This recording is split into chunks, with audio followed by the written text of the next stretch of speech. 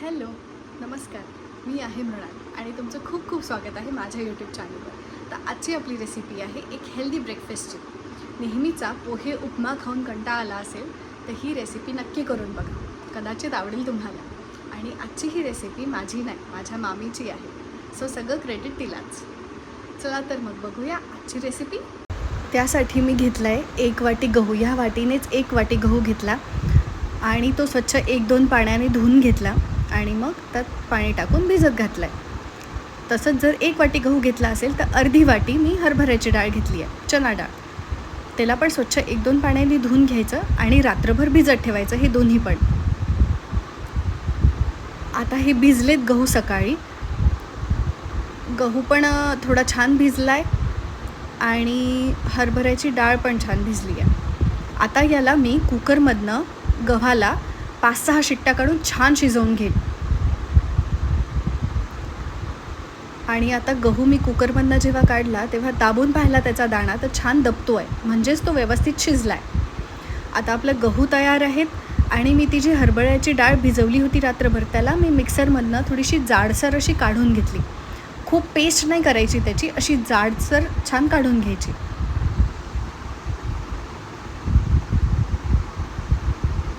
आणि आता कढईत आपण तेल टाकू गरम व्हायला.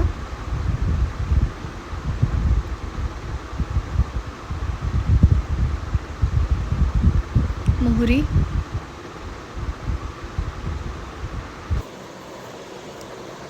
आता मोहरी टाकली आणि लसणाचे बारीक बारीक चिरलेले तुकडे,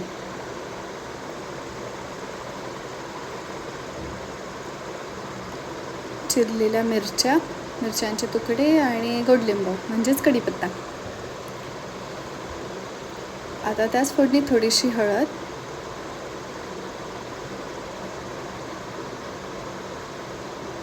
धने जिऱ्याची पूड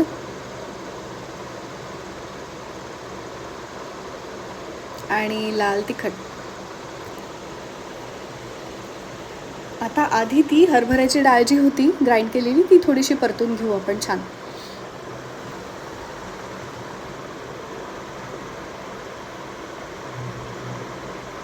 ती थोडीशी परतली की मग त्याच्यात आपण गहू टाकू.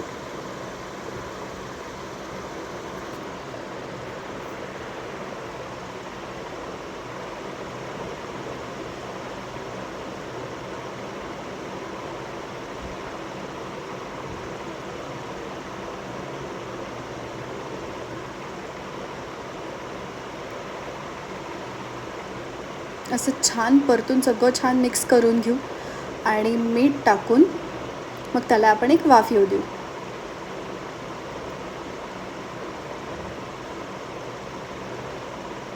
थोडासा हिंग आणि त्याला एक वाफ येऊ देऊ, झाकून ठेवू. आता एक वाफ आल्यावर त्यात छान लिंबू पिळायचं, थोडी साखरेची चव पण घाला हवं तर, आणि 2 वाफेत ही शिजून जाईल उसळ.